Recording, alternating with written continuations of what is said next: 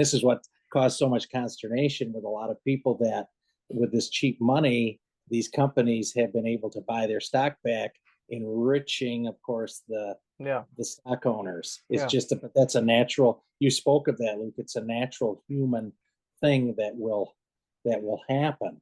yeah. So I think but this is it's almost, he set it up that way to do this. Hmm. It really fantastical stuff when you think about it, the Yeah, genius of it. But like yeah, you said before in your other podcast, it's mathematically based. yeah, And yeah.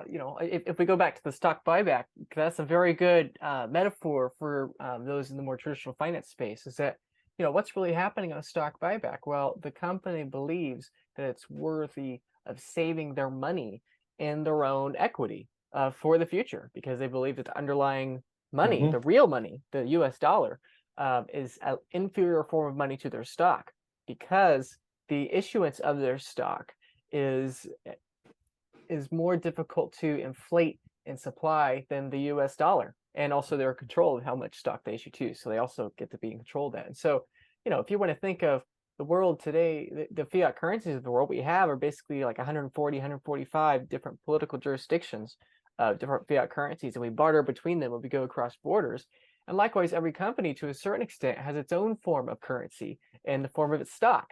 And so when Bitcoin comes along, well, what's the difference? Well, the difference with Bitcoin is, number one, its supply is much more immutable than every other supply of everything else in humanity. And the reason for that is because there's an endless number of companies, there's an endless number of stock they can issue. As the value of that company Mhm. goes up, they can always issue more stock.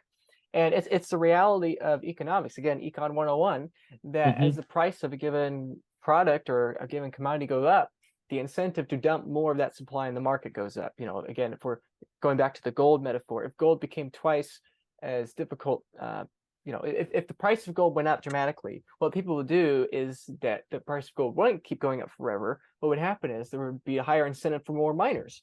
Or take Zuckerberg with Right. his stock. What is he doing? Well, he's buying back stock so that in the future, the price of their stock goes up so they can issue more stock more or less out of thin air and issue it off to holders. Now, up to this point in history, that's worked, and it's worked very well for stock owners.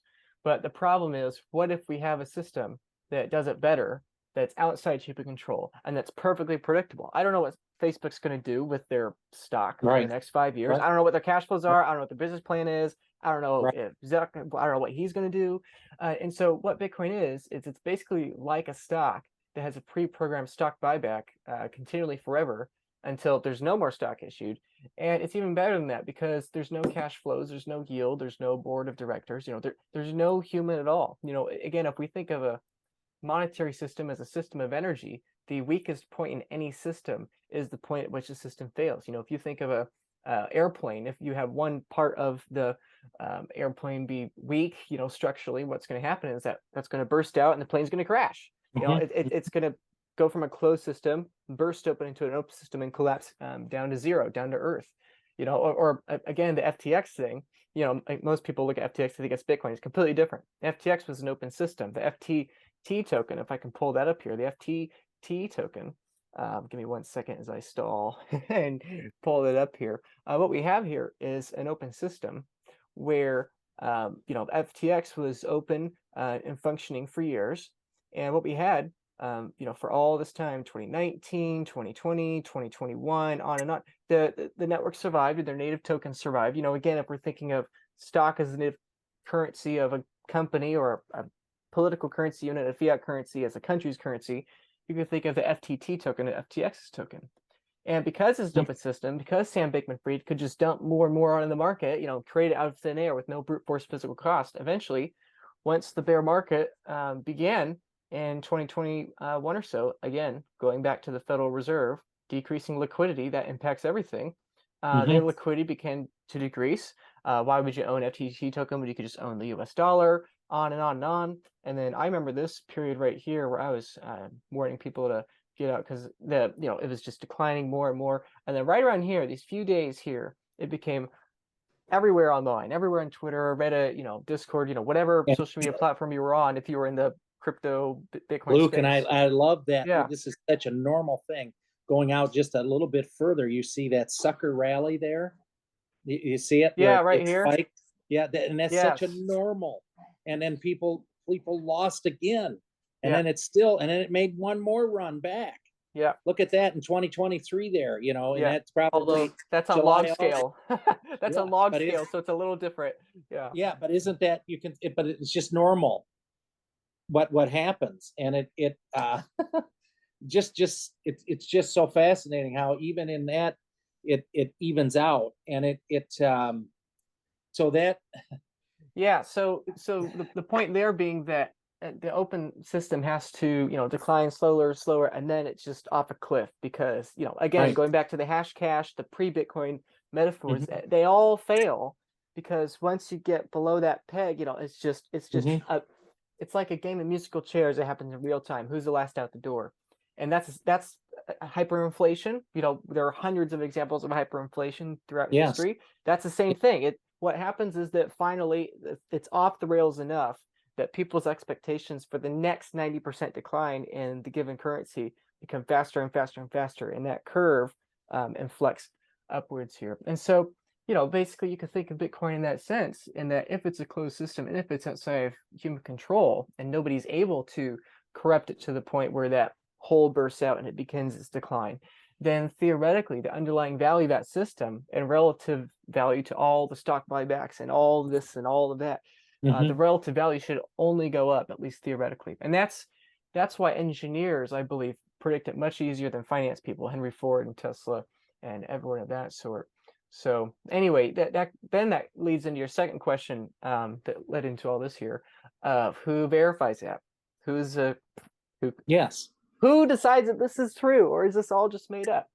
And the beauty of it is that unlike a fiduciary system where you're basically relying on an abstract power hierarchy of, say, the Hmm. Fed or a bank or Hmm. whatever, you're basically dealing with a computer algorithm, and the only way to transact or operate within said algorithm is if you obey the laws of that system. You can think of it like a game of chess. That's a metaphor that others in the Bitcoin space have viewed.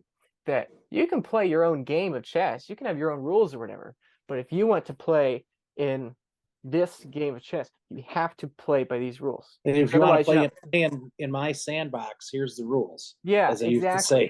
say. Exactly. And so Bitcoin has all these nodes and miners and everything else out there that Hmm. exist, but Hmm. they inherently can't verify or validate or operate in or produce or transact within Bitcoin system unless the computer is in full agreement with Bitcoin's entire history, its entire ledger. And I know I'm paraphrasing again for the technical people here, but that's the basic idea. Hmm. There are other kinds of Bitcoin, quote unquote. You look up Bitcoin Cash and Bitcoin Satoshi Vision are a couple other examples, Jim, of what we're looking at here. So if we go to their prices, let me pull this up now.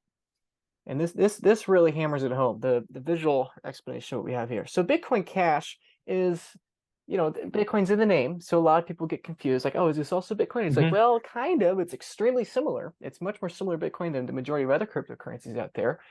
Just for a long story I won't get into, look up the block size wars.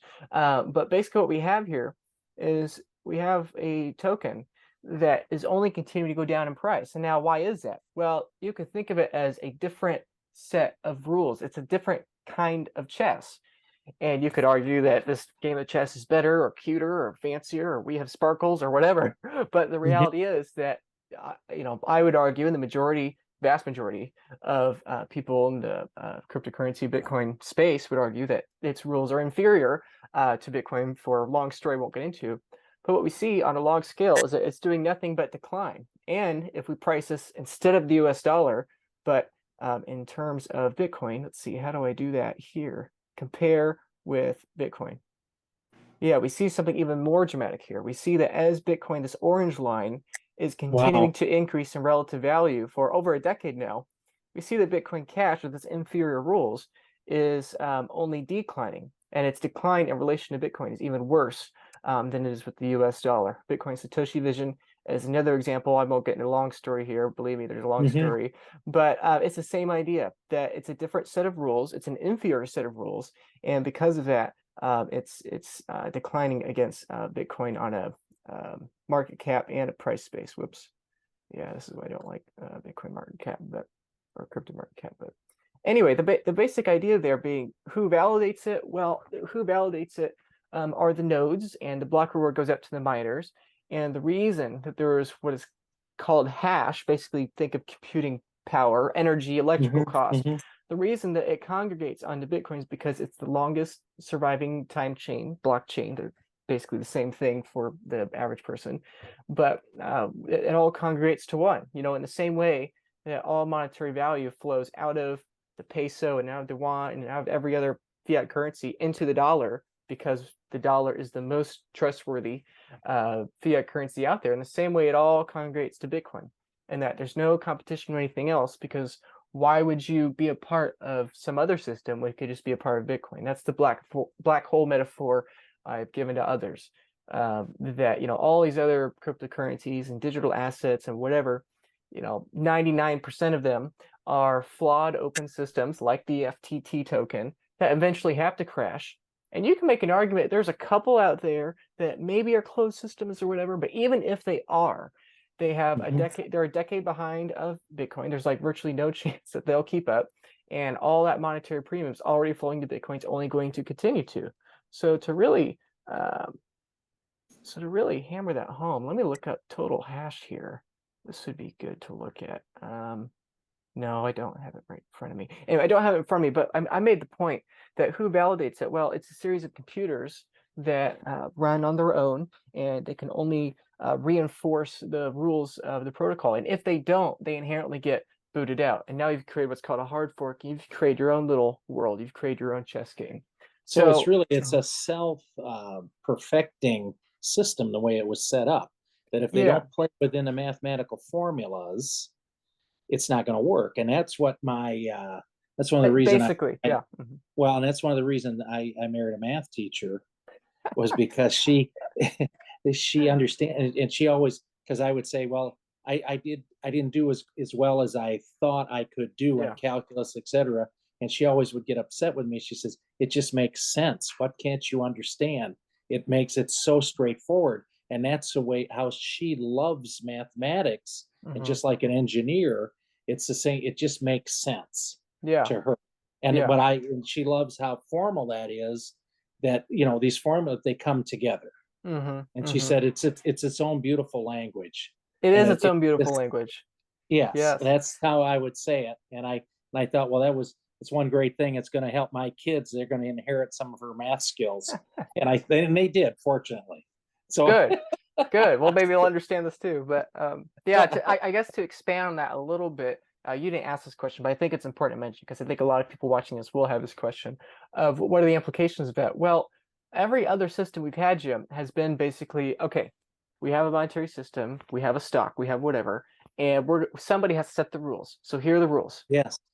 Now the whole incentive is to find who's controlling those rules. How do I become that person that's controlling the rules? Or how do I buy out that person that's controlling the rules? And I really go into this in the Preston's podcast, on the Investors podcast. When you watch that, Jim, and really one of the points I hammer home in that show, with a lot of data to back it up, I highly encourage you to go watch it after this one, being about that if you have somebody controlling the rules of that system, what you're doing is you're incentivizing attention away from productivity and towards who's controlling the system, who's controlling the rules of this proverbial game of chess. And as the total aggregate value of that monetary system goes up, the incentive to be the person that's managing and changing the rules go up, which then creates this feedback loop. And just like every other engineering system, is eventually why it comes back to roost, because the incentive gets so great that there's no more productivity, and that it basically collapses more or less. But the difference is, okay, now if we have a system where there's no person in charge of the rules, we've never had that before. There's nobody in charge of the rules, and so there's no incentive to destroy it. The only way that one can control Bitcoin would be if you have the majority of hash, if you have the majority of energy, electrical energy, computational energy. That's the only way you can get a control of it. But Jim, here's a fascinating thing. Most people think, oh, what if, you mentioned China with their own digital currency earlier, what if they ban Bitcoin? What if this person bans Bitcoin? Blah, blah, blah, blah. The implication here, if you have a system and nobody can be in charge of it. And the only way to theoretically get in charge of it is to control the majority of the share. Well, if you want to attack Bitcoin, if you want to censor it, the only logical thing to do is to provide hash and to provide energy to that network, whether it's monetary or in terms of electricity. So the only way to destroy or censor Bitcoin is to make it more valuable. So you attack it, plug in miners, put in capital, whatever, try to get control of the network. What do? When there's a greater amount of energy going into it, the monetary benefit in the block reward, the value of underlying Bitcoins in the block reward go up. And so if, say you're China and I want to ban this thing, I plug in a whole bunch of energy, I make the network more valuable. What does that do? That causes everyone else on planet Earth to also want to plug in and take get their control, because now you just made the incentive to greater. And this is the whole economics of mining that's completely fascinating, and I can go in a long rant about that. But basically what you have is that if you want to censor or destroy Bitcoin, the nature of the network is that the harder you attack it, the more it resists you because of free market dynamics. And so the more you attack it, the more exponentially it becomes to attack it on a sustained period and immediate. And it's a winner takes all. So you can't just get partial control. You have to take total control. Again, unlike current systems where you can get partial control, but you have to take total control. And then let's say you somehow did that and nobody's been able to do that. Even if you somehow did that, well, all that would happen would be that you create a hard fork. It's like, okay, you spend all this energy fighting an exponential curve upwards of more and more brute force physical costs, more and more energy, higher and higher up. And now you've taken control, and good job, you're control Bitcoin. Well, no, you're not really.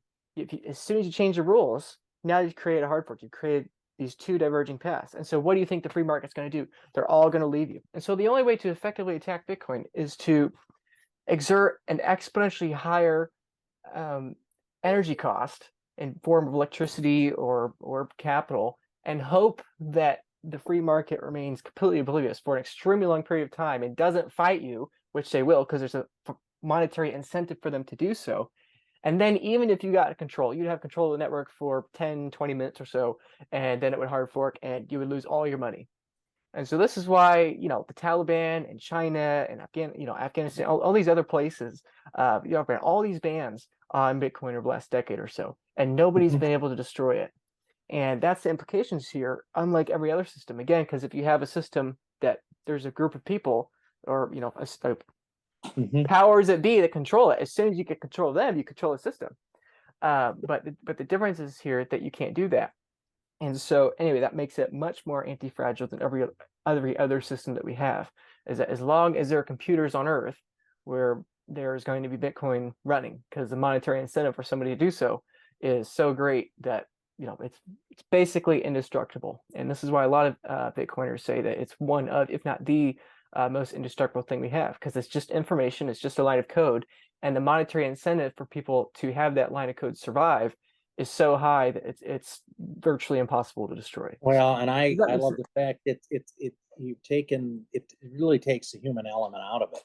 It takes the people. I always think of the Federal Reserve Board, and they're supposed to be removed from politics and all this. And historically, I found that if they want to keep their position, then they're going to do basically what the president wants. And they've always said, and you've been around long enough, Luke, too, through election cycles, and they said, well, the economy is going to go up because it's an election year, and it's just so easy to predict these things. But what I love the fact on Bitcoin, then it's taken the human element out of it, and it's more of a pure system, and it's truly a free market system, and yes. that's what it really intrigues me. Yeah, that there could be such a pure system that has been developed. Yeah, exactly, and that's why it's volatile. That's why it's volatile, right. because they're all free market participants. And that's people have been so disillusioned by the fiat and political currency unit system, again, because going back again to the idea of greed, we want to see prices continue to go up in all of our products and services and houses, and we want to see it go up stably because we like stable things, even if it's not in line with reality, because technology is exponential and volatile. But the old saying is that water will always seek its own level too. It's a nature. Do you know what I mean? As much Yes. as it was the Yeah. bubble, the dot-com bubble in the 2008, et cetera, et cetera. It seeks it will level out. And that's I think of the impact that OPEC had on us years ago. I grew up, the gas crisis in 1974, and eventually then there was more product put on, Hmm. more production, Hmm. and that their share of the market smaller and smaller, and Yeah. it seeks its own level. It has to. It's I call it physics. Yeah. And you're right, and again, that's why engineers and people in the realm of physics and are much better than, I would say, economists or financial people that understand Bitcoin. And frankly, I think, yeah, I love finance and I've been in it for a while, and that's ultimately what led me to Bitcoin, literally. But I think Mm-hmm. it was my underlying fascination of black holes and physics when I was younger that really helped me understand it, because I understood it's like, oh, okay, with a black hole, you put energy into it and you only make it stronger. With a planet, if you put energy into it, you make the planet or the star more unstable. You get supernovas, whatnot. In the same way with Bitcoin, again, if you want to attack it, the only way to attack it is to throw more energy at it. And that energy, because Bitcoin is digital energy, only makes it more valuable and more difficult to Yes. destroy. And so, anyway, I like your point about water, going back to where it's where it goes. So one of your one of your points too was about how humans being in control. And I just wanted to show this real quick. You probably remember this clearly, but we have Ben Bernanke here again, the guy that basically pushed the big red print button after 2008, and we like to Yes. idolize him. We like to see our prices go up, so we corrupt the measure of value of the world to see those prices go up. And then when inevitably it has to collapse, we voluntarily put somebody in charge that continues the delusion on for longer, and then we idolize them. And so this isn't to make fun of Bernanke in particular, but it's just to say the reality that human emotion likes to be greedy, and human emotion likes to idolize people, and human emotion likes to ignore math. We like to ignore it for the sake of emotion. And that's one of the ironic things, that people think that Bitcoiners are emotional and we just want to see number go up. But it's like, no, not necessarily. There are a lot of those people. But the hardcore Bitcoiners like myself, it's like, no, we're in this thing because of math. And we believe because of the math, it has to go up. And And you're so, looking, Luke, what I appreciate about you is that you're looking at the long term play. yeah. You're looking out really decades, and Yeah. you can kind of see the handwriting on the wall, because we talked about this earlier. We cannot continue at our current trajectory of printing money. And I loved your analogy of a boat out in the ocean with a hole in it, Yeah. because it's so true. And of course our politicians just can't seem to get that. They don't want to get it, because if they were to speak the hard truth, Mm-hmm. they feel they wouldn't be reelected. And the people are willing to go along with it, because again, Of we like to course. idolize humans. We don't want to think about Bitcoin money, this and that, the other, because that's math, that's hard to think about. We'd rather Right. just say, okay, my political party with a given color and this person, Right. this face, this Right. is going to fix everything. And yeah, I don't want to get political here, but let's be frank about it. People thought Bush would fix everything after 9/11, and we had the war and everything like that. And then people thought Obama would fix everything. And then people didn't like he was part of the establishment, and then they said, well, Trump will fix everything because he's outside the system, quote unquote. And they're right to a certain extent, I guess, and that he didn't have political experience, but they're wrong that he's not outside the monetary system. And so they thought he'll fix everything. And then people didn't like how he acted, so they're like, oh, well, now we need Joe Biden to get us. And it's like it doesn't matter who we elect next to a certain extent, from a monetary perspective. The No, reality, because both, Luke, yeah, both they're all parties idols. but they're all at fault on that spending money, Yeah. and they just can't. Uh, I grew up when it was Graham, Rudman, Hollings, and things were going to have to be paid for. They went right around that immediately. They're right back to earmarks now and all of this stuff. We laugh about the bridge to nowhere in Alaska. Well, Hmm. that's just a minor thing, Yeah. and that's how government. Unfortunately, the older I get, the more I realize that's how government is. Yeah. And I don't Yeah. think it's going to take something, a real shock, to get that to change. And Yeah. I'm afraid the consequences. I worry more about my kids and people your age, and someday when you have kids, what's going to be happening unless we have something come along like Bitcoin that's going to help stabilize this and Yeah. take the human element out of it. Yeah. So Exactly. that would be my hope, Yeah. because I have seen this exponentially. They used to talk that it was 10 trillion in debt, and now we're over 32 trillion, and it's just it's stupefying to me. Yeah, And and to add on to that, I agree with everything you just said. One thing I would say is that the math and the human element compound on top of each other. So the mhm, more corrupt the human element is, the more we corrupt the math, and the more the math becomes corrupted, the the higher the incentive to act in a corrupted fashion. So, mhm. I mean, yes, the presidents or the Fed chairs or, whoever, yeah, sure, they're corrupt, whatever. But the reality is that the math also uh, incentivizes to do so. This is a quick example. This is the interest expense of the U.S. Oh, yep. Government. And so it's, I talk to people all the time that think rates are going back to where they were in the 80s, and I just, frankly, I'm dumbfounded. Like rates are at, 4 or 5%, whatever, at the time of release of this recording, but it's like, at these low interest rates, our government interest on our debt is just ballooning, is just skyrocketing. And we know that the debt has to expand in coming years. Like you said, we're at 30, 32, whatever trillion now. But Jim, to add on to that, this interest expense of what we see is just at current interest rates. And interest rates, again, if we were in a free market, interest rates should go up to catch up with inflation. But we can't have that because the math is already this absurd. And it's even worse than that because really, yeah, sure, national debt's a big problem, but the even bigger problem are national unfunded liabilities, and people don't even realize that because, you Oh, know, if you put in our Medicare and our Social Security, those are just yes, IOs that are in the system. And the trouble is, my problem is, Luke, there's not enough people your age.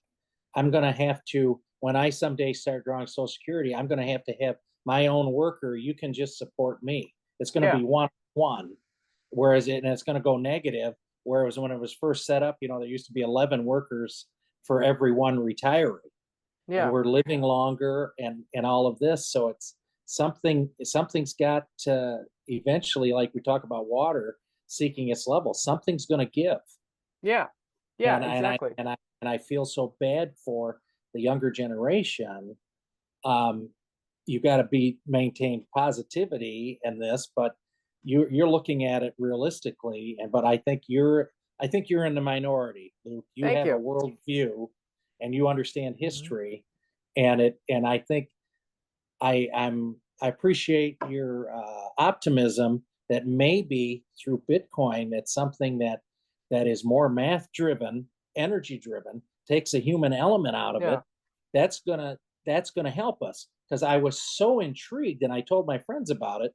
The one slide that you put up in one of your podcasts talking about income disparity, oh, where yeah, you that was so well put and so well stated, of when you have the money folks in the stock market, it's just increasing exponentially, and everybody else. And what year did that, when it finally took off, was that right after, in the 70s, yeah, when yeah, that corresponds exactly with 1971 with the gold deal. hmm, And but that was a very startling thing to see, that because when you have yeah, that kind of inequality, then you don't have a society that functions very yeah. Its ability to function goes down over well. Right. time.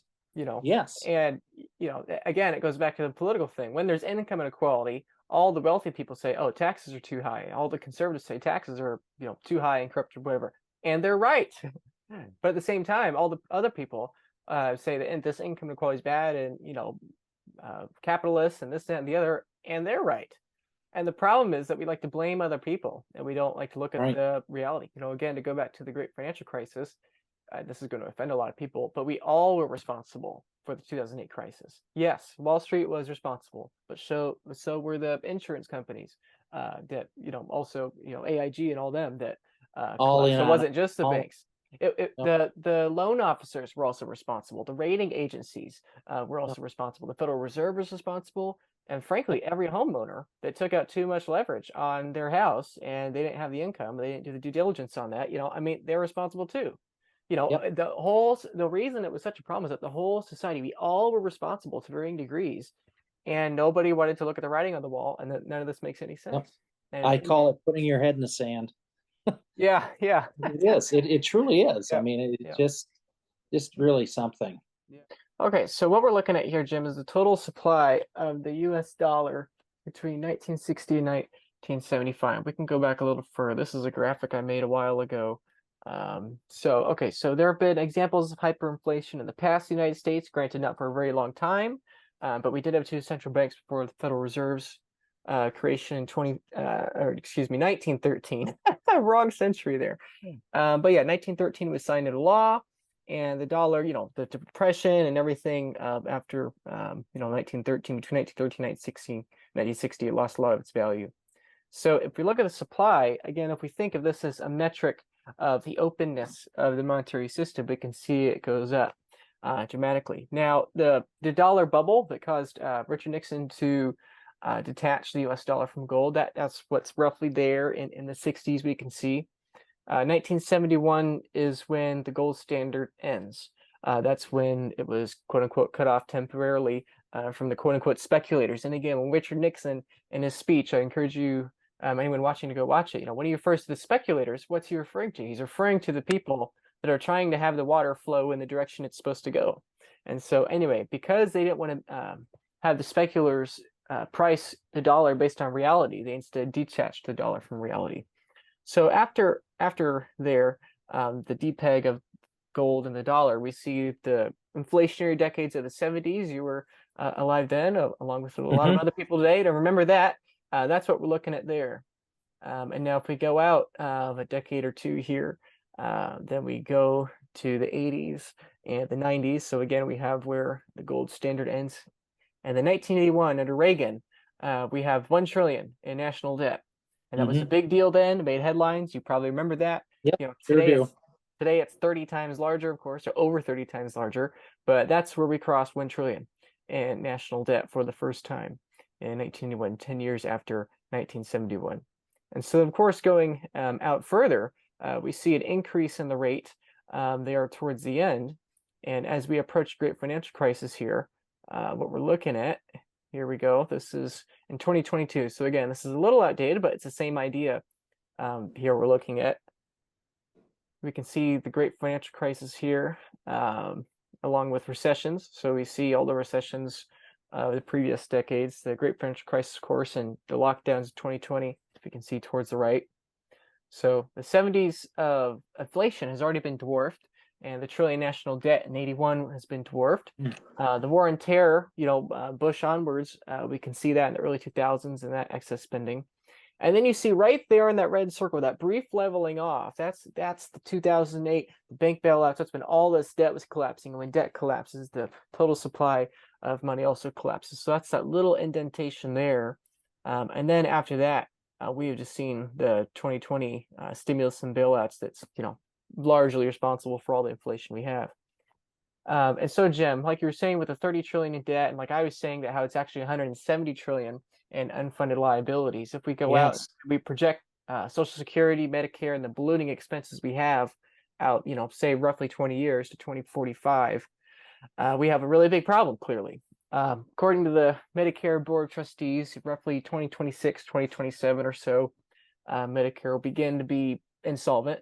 And granted, again, when we talk about this, we're obviously, even if the programs may exist beyond that day, I'm not saying Medicare ends in that day. I'm just saying that's when the Board of Trustees say it's going to become partially insolvent and more insolvent as a function of time. And so when there's that insolvency, and we don't want Medicare to go away because we care about our hardworking Americans, vote for me.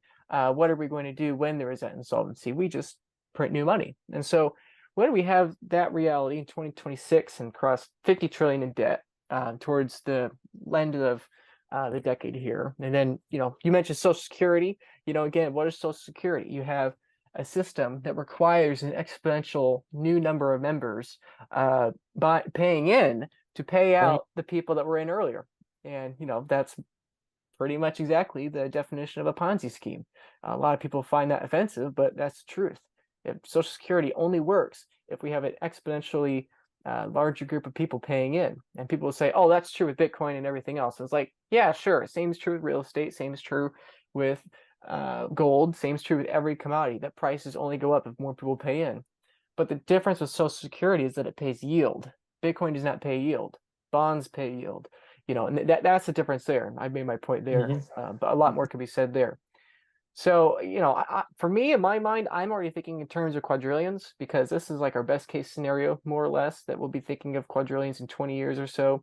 And so in my mind, assuming we have another lockdown, recession, war, whatever, or entitlement program, it doesn't have to be violent per se, but whatever the case, I expect over the next 20 years, we'll only have more spending programs. And so really, if we're going to be thinking like, okay, in terms of quadrillions for unfunded liabilities in a couple of decades, to me, I think it's already almost time to start thinking about it now. Because, again, if we just go back in time to the 2008 crisis, the Trouble Asset Relief Program, I believe, was what, 800 billion? You might know, Jim, right? There's either 600, 800 billion. That's not a lot of money today. No, not Yeah, trillions, just not what it used to be, as they yeah, say. yeah. The whole housing bubble, the whole liquidity save after the great financial crisis was, between half a trillion to $1 trillion. Now we're multiple trillions. Probably the next crisis, whatever it is, will be tens of trillions, and the very low tens of trillions, and then it just continues from there. So, again, this is true for all kinds of other countries. We don't have time to go into those now, but if we just go over here. So So again, I think, Luke, they're either, like you say, they're gonna have to inflate the dollars to yeah, cover this, correct. or another scenario that's possible is that all of these programs are going to be completely means tested, and I can see a combination of this. And they're going Yeah, to say, if you have assets, you're not going to get the same thing that someone that doesn't have assets. yeah, And I think this is, you can talk to people in Greece about this, and other, yep. where things have happened. I think it's going to be a combination. So there's going to be some real unrest. And that's why I love that you had those slides before, when you have that corrupt monetary, what it does to the society, Yeah. the loop. Yeah. That was so well put. I just enjoyed that a lot. Well, It's thank you. spot on. I appreciate the compliment. I mean, I guess I shouldn't be smiling when we're talking about this, I know, but it's yeah, just I really believe that. Bitcoin is incredible and it's incredibly important, which is why it means a lot that you're watching this video and you're taking the time. I do this because I believe it is a really, really important innovation that we've discovered a way to not have a single point of failure at global base layer money. See, fiat money, political currency units, and gold, all other forms of money up to this point in history have had a single point of failure. This has been the largest monetary problem in human history for the last 4,000 years. And now we have Bitcoin, and Bitcoin solves that single point of failure problem. And now, therefore, we have a new single point of failure problem, and that is, how do we custody and store that Bitcoin properly for the long term in a safe and secure way that brings peace of mind? That's why I work at the Bitcoin Advisor. If you were to be hit by a bus, does your spouse, do your kids, do your loved ones and beneficiaries know how to access your Bitcoin? Do you have a proper self-custody storage method to where there is no single point of failure? Not from yourself, not from your seed device, not from where your seed phrase is stored. Have you considered these questions? Have you gotten your UTXOs managed? Do you have jurisdictional arbitrage? Have you considered all the trust, taxes, and estate planning requirements that are associated with becoming a high net worth person? Because if you are buying Bitcoin right now, you are going to become a high net worth person. Are you prepared for the amount of Bitcoin you have to skyrocket in value 2x, 5x, 10x, or 100x eventually? That's the time horizon you should have. And so you need to be preparing today for that future. How are you going to custody your Bitcoin? How are you going to leave that Bitcoin for your future generations? Because after all, that's what we do this for, right? You're buying Bitcoin for your kids. You're buying it for your grandkids. And so I highly recommend you start thinking in those long-term time periods now, because companies are coming, charities are coming, high net worth individuals are coming, and all of them are going to realize that having an allocation to a multi-sig collateral custody vault is going to be something that is of serious consideration for them. So once you understand Bitcoin is a beautiful innovation for not having a single point of failure at the base layer currency, now you have to start seriously considering, how do I have my custody stored where there was no single point of failure. Okay, if you want to learn more about that, please click the link in the description. I have dozens of pages of free educational content for you and videos. I'm happy to help in that free way. And then if you want individual help, I'm also happy to help you join the Bitcoin Advisor, where you can be an ongoing client. You can become one of my clients, and I'd be happy to help you in the years to come to make sure your Bitcoin's protected, to where no matter what, no matter if thieves or scammers or spammers or yourself or your family or whoever, no matter whether it's due to theft or loss, misallocation, misplacement, or just other mistakes, I'm happy to help you and be that voice of reason in the coming years ahead. So click the link in the description. I'd be happy to help. Check it out. Thanks.